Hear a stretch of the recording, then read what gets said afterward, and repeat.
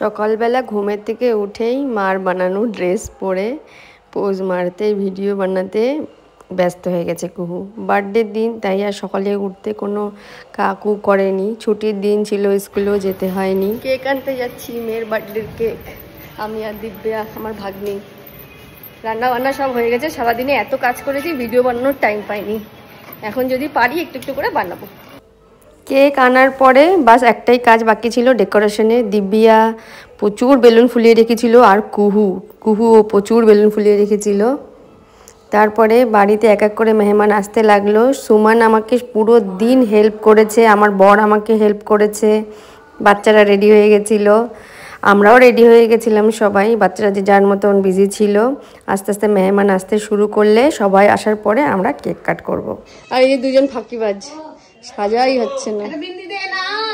শুধু পুরিটা বানানো বাকি ছিল, বাকি সমস্ত রান্না আগের থেকে করে রেখেছিলাম। ভাত কিছুটা, মাংস যে খাবে সে তার জন্য মাংস, বাকি পনির ছিল, চাটনি, ডাল, ছোলার ডাল, আর এটা ছিল আলু গোবির সবজি, পায়েস, মিষ্টি, এরকম। কত লোক বাড়িতে, আরো লোক আসা বাকি, সব রিল বানাতে ব্যস্ত।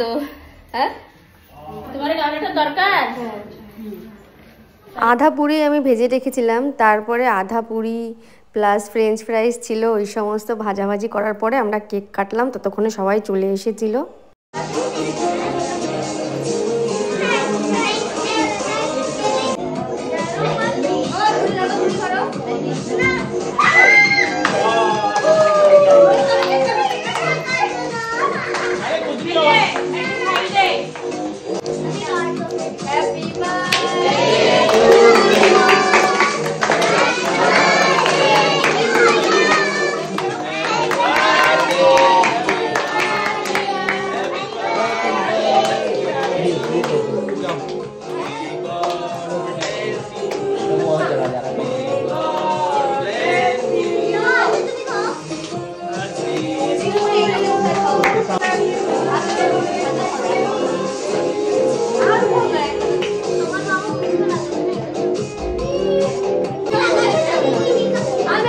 इसका बर्थडे है, देखो पहले खुद खा रही है। बैठ के खाओ, इसमें बैठना, इसमें बैठने। कहीं फ्रेंच फ्राई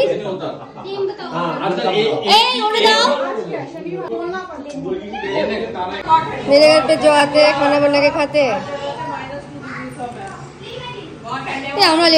আমার বাড়িতে যারাই আসে তারা সবাই খুব হেল্পফুল। দেখো সবাই হাতে হাতে ধরে এত সুন্দর করে কাজ করে নেয় যে কোনো অসুবিধাই হয় না, খুব সুন্দরভাবে কাজটা কমপ্লিট হয়ে যায়।